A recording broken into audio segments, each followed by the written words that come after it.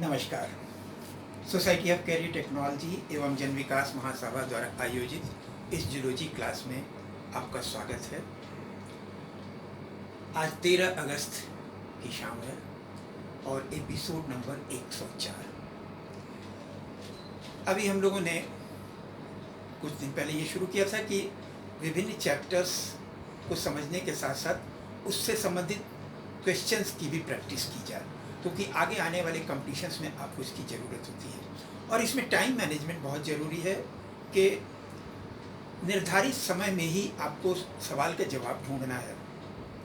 प्रायः बायो के स्टूडेंट्स के साथ ये समस्या होती है, एक उनका माइंड सेट होता है, वो ये सोचते हैं कि हम तो बायो के स्टूडेंट हैं, हमें मैथमेटिक्स नहीं आती। ऐसा कुछ नहीं है। अधिकांश कॉम्पिटिशन्स में जो मैथमेटिक्स आती है लॉजिक बेस्ड होती है, क्योंकि कक्षा 8, 9, 10 वाली होती है और वो उतनी सभी को आती है। बायो की बात सिर्फ ये है कि आपको उसकी थोड़ी सी प्रैक्टिस करने की ज़रूरत है। जैसे यदि आपसे पूछें 42 × 38, आप थोड़ी देर के लिए परेशान हो जाएंगे, बैठेंगे गुणा भाग करने, जबकि सवाल ये है कि ये अलजेब्रा का सवाल है और ये a + b a - b = a² - b², इस पे सवाल बेस्ड है। तो सवाल सामने आते ही तुरंत आपके दिमाग में क्लिक कर जाना चाहिए कि ये सवाल कैसे सॉल्व करना है। अब ऐसे आप करेंगे तो तुरंत आप कर लेंगे कि ये 40 + 2, और ये कहीं लिखना नहीं है, आपको ज़बानी आप कर सकते हैं। 40 - 2 बराबर हो गया 40 का होल स्क्वायर माइनस 2 का होल स्क्वायर, ये हो गया 1600 - 4 = 1596। तो यकीन मानिए अधिकांश सवाल इसके ऐसे ही होते हैं जो कि 1 मिनट के अंदर ही हो सकते हैं। एक आधी सवाल ऐसे होते हैं जो कि 1 मिनट से ज़्यादा 10-5 सेकंड और लग जाए। तो आपको इसकी प्रैक्टिस करनी है। जैसे अब यदि आपके सामने ये सवाल आए, आप सोचेंगे अरे ये तो बड़ा लंबा कैलकुलेशन, 1 मिनट में कैसे होगा। लेकिन ज़रा सा आप सोचें, ये हो गया 3/2 × 4/3 × 5/4 × 6/5 × 7/6। अब ये सवाल सॉल्व हो गया। सारी डिजिट्स कट जाएंगी, 3 3 कट गया, 4 4 कट गया, 5 5 कट गया, 6 6 कट गया, खाली ये बचा और इसका आंसर हो जाता है 7/2 3.5। ऐसे ही एक सवाल है 9 × 9 99 × 99 999 × 999 9999 × 9999, और मैं कहूँ आपको 15 सेकंड में करना है। आप कहेंगे कैसे होगा? देखिए ये ऐसे होगा। ये तो आपको मालूम है। यहाँ इसको करने का एक आसान तरीका है। इसको आप ऐसा करिए 99 × 100 - 1, 99 की जगह 100 कर दीजिए। 100 - 1, इसको आगे कैलकुलेट करना आसान होगा। इसको ये हो जाएगा 99 100 - 99 -99 फिर थोड़ा सा टेढ़ा है। आप इसको ऐसा करिए 99 100 - 100 + 1। कहीं इसमें कोई लंबी चौड़ी मैथमेटिक्स नहीं, सिंपल लॉजिक की बात है। और ये कितना हो गया 9801। तो यहाँ आंसर क्या आ गया 9801। अब आपको इन दोनों आंसर की लॉजिक को पकड़ना है। लॉजिक क्या है? 81 यहाँ भी कॉमन है, 81 यहाँ भी कॉमन है। फर्क क्या हो गया? एक 9 बढ़ने के साथ यहाँ 8 के पहले 9 आ गया, 8 के बाद 0 आ गया। अब बाकी दोनों में यही आपको लॉजिक लगानी है। तो इस लॉजिक के हिसाब से इसका आंसर क्या हो गया 8 के पहले एक 9 और बढ़ा दीजिए और इसके बाद एक 0 और बढ़ा दीजिए। इसमें क्या करिए, इसमें भी आप यही करना है।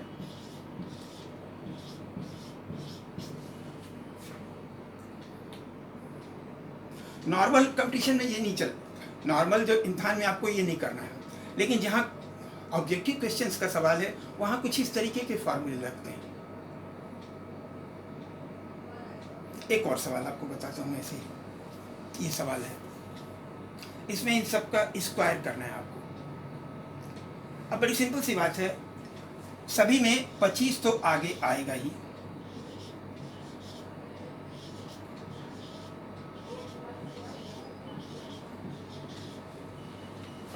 और पहले वाले सवाल के लिए आपको क्या करना है, +1 कर देना है। +1 करके फिर उसी डिजिट से आपको मल्टीप्लाई कर देना है। जैसे एक में आपने जोड़ दिया तो कितना हो गया,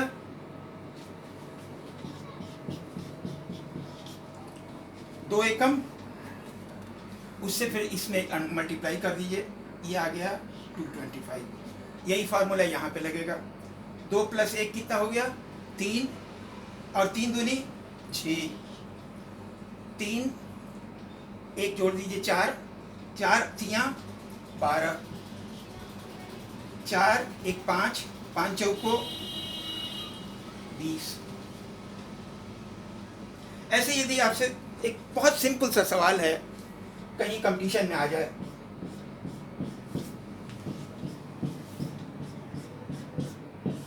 आप बैठ कर के मल्टीप्लाई करने लगेंगे, नहीं मल्टीप्लाई करना है, आपको इसके लॉजिक को पकड़ना है। जैसे 1 × 1 1 होता है, 11 × 11 क्या होता है,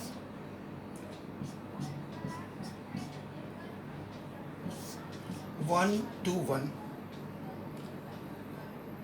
ऐसे ही इसमें क्या होता है, ये हो जाता है 1 2 3 2 1। अब आप इसकी लॉजिक पकड़ लिया आप, तो इसमें 6, इसमें क्या होगा, फिर वही बात, 1 2 3 4 5 6, 6 है एक तो 6, और फिर रिवर्स ऑर्डर में 5 4 3 2 1। अब करेंगे कैलकुलेशन तो यही आएगा, लेकिन आपके पास यदि आपने प्रैक्टिस की हुई है तो आप इसे कर लेंगे। लोगों ने इस यात्रा को शुरू किया था 24 अप्रैल को, और 24 25 26 27 28 5 दिन हमने सेल के बारे में बेसिक स्ट्रक्चर पढ़ा था। उसके बाद सेल साइकिल के बारे में हमने एपिसोड 6 7 8 9 30 अप्रैल 1 2 3 मई को किया था। आप इसे डिटेल देखना चाहें तो रिवाइज करने के लिए फिर से उसे देख सकते हैं। फिलहाल हम उससे रिलेटेड कुछ सवाल करते हैं, जैसे सेल के बारे में कुछ सवाल करें जो कि कॉमन इस तरीके के सवाल आते हैं। Number 1, which is the smallest cell, virus, Acetabularia, PPLO, Chlamydomonas. अब ये तो आपने पढ़ रखा है, स्मॉलेस्ट सेल पीपीएलओ होता है, आप इसमें पीपीएलओ टिक लगा देंगे। लेकिन शायद ये आपने नहीं पढ़ा हो, ये दूसरा सवाल जो है कि पीपीएलओ वेयर डिस्कवर्ड बाई, ये प्राय किताबों में नहीं दिया हुआ है, और इसका जवाब Emil von Behring, Nocard and Roux, Martinus Beijerinck, Carleton Gajdusek. इसका आंसर ये है नोकार्ड एंड राउक्स। ऐसे ही the term cell was coined by Robert Hooke, Darwin, Robert Brown, Alfred Wallace. अब ये तो आप जानते हैं, रॉबर्ट हुक द आंसर, लेकिन अब ये सवाल आपको नहीं मालूम होगा शायद। Figures of cork cells seen by Robert Hooke were published in, ये तो सभी ने पढ़ा है कि सबसे पहले रॉबर्ट हुक ने कॉर्क के टुकड़े को पतली उसकी सेक्शन काट करके मैग्नीफाइंग ग्लास द्वारा देखा, तो उसे शहद की मक्खी के छत्ते की तरह से रचनाएं खाली स्थान दिखाई दिया। लेकिन उनका ये लेख फिर छपा कहाँ था? ऑप्शंस हैं species plantarum, Systema नेचुरी, Micrographia, Historia plantarum. और इसका आंसर ये है माइक्रोग्राफिया। अब इस तरीके के सवाल तो कम समय में हो जाएंगे, लेकिन थोड़े से सवाल कभी कभी ऐसे आते हैं जिसमें नॉर्मल 60 सेकंड से ज़्यादा 2-4 सेकंड समय लग सकता है। जैसे आप ये देखें, विच of the following statements is not true. Generally सवाल ऐसे आते हैं कि उसमें से सही जवाब कौन सा है। कभी कभी इस तरीके के सवाल भी आते हैं कि उसमें 3 जवाब तो सही हैं, एक जवाब गलत कौन सा है। तो यहाँ आपको ये बताना है कि कौन सा जवाब सही नहीं है। Prokaryotic cells lack membrane bound cell organelles, ये भी सही है। Ribosomes are found in all cells, ये भी सही है। Human RBC are about 7 micron diameter, ये भी सही है। Plant cells contain a non membrane bound organelle centriole which helps in cell division, ये चीज़ गलत है, ऐसा नहीं होता है। सेंट्रियोल एनिमल सेल में होता है, प्लांट सेल में नहीं होता है। तो ये वाला आंसर सही हो गया।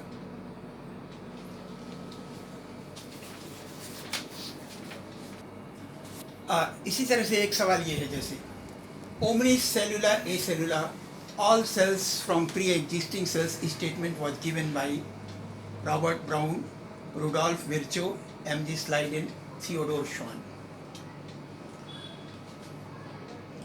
Answer is Rudolf Virchow.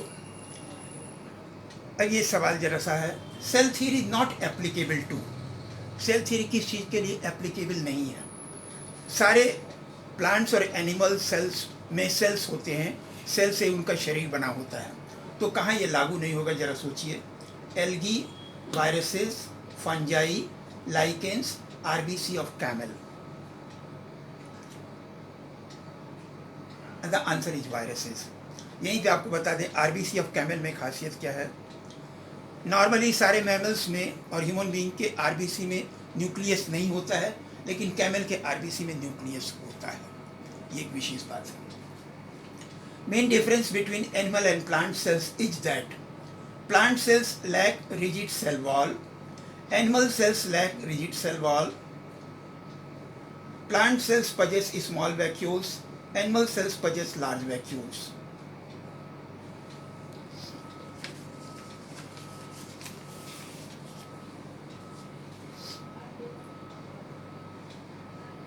Answer यह है, animal cells lack rigid cell wall. Rigid cell wall plant cells में होता है, एनिमल सेल में नहीं होता। Which of the following statements is not true. देखिए फिर ये ऐसा सवाल आ गया निगेटिव वाला।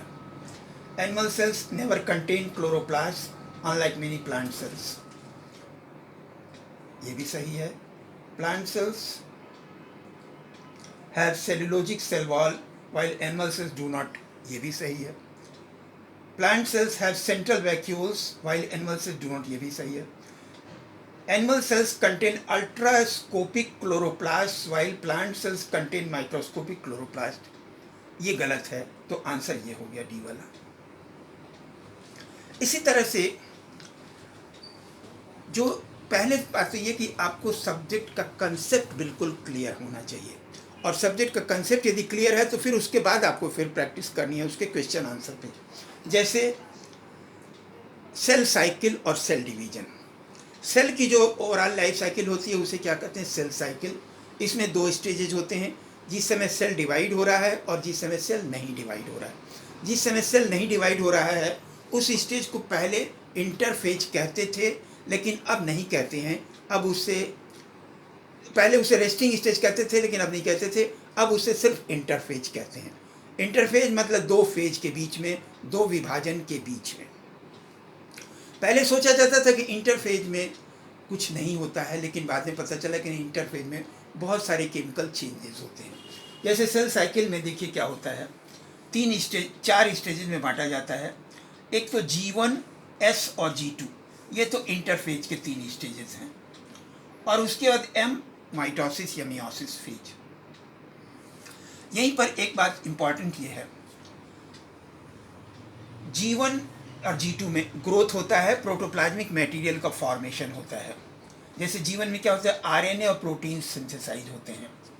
यहीं पर एक और नई बात आई है जिस पे सवाल पूछे जाते हैं कि G1 स्टेज में ही कभी कभी एक G0 फेज होता है, और G0 फेज में क्या होता है कि इसी G1 फेज में सेल साइकिल रुक जाती है, उसमें जो मेटाबॉलिज्म होता है रुक जाता है, तो इसको G0 फेज कहते हैं। इम्पॉर्टेंट बात यह है कि इसमें दो स्टेजेस हैं, एक तो एस फेज में डीएनए सिंथेसिस और दूसरा सेल डिवीजन। इन दोनों स्टेजेस को स्विच ऑन और स्विच ऑफ करने के लिए सिस्टम होते हैं। विभिन्न प्रकार के साइक्लिन्स और उससे रिलेटेड काइनेज एंजाइम होते हैं। जैसे यहाँ पर जीवन साइक्लिन होता है जो कि इस जीवन स्टेज से एस सिंथेसिस स्टेज में जाने के लिए इस स्टेज को स्विच ऑन करने का काम करता है। तो इसे जीवन साइक्लिन के साथ एक काइनेज एंजाइम होगा। इसी तरह से यहाँ पर G2 फेज और M फेज के बीच में एक मैचुरेशन प्रमोटिंग फैक्टर होता है, माइटोटिक साइक्लिन होता है। और माइटोटिक साइक्लिन के साथ जो काइनेज एंजाइम है वो माइटोसिस को स्विच ऑन और स्विच ऑफ करने का काम करता है। तो ये जो काइनेजेस हैं यही कंट्रोल करते हैं सेल डिवीजन के, सेल साइकिल के स्टेजेस को स्विच ऑन और स्विच ऑफ करने में। और इन्हीं के फंक्शन में गड़बड़ी हो जाती है तो फिर सेल्स कैंसरस हो जाते हैं। तो इसमें बेसिक फंडामेंटल हमें क्लियर होना चाहिए। बेसिक फंडामेंटल क्लियर होने के बाद इसी तरीके से हमें क्वेश्चंस की प्रैक्टिस करनी है। तो कल हम लोग जो है फिर सेल साइकिल से रिलेटेड कुछ क्वेश्चंस की प्रैक्टिस करेंगे। थैंक यू वेरी मच, धन्यवाद।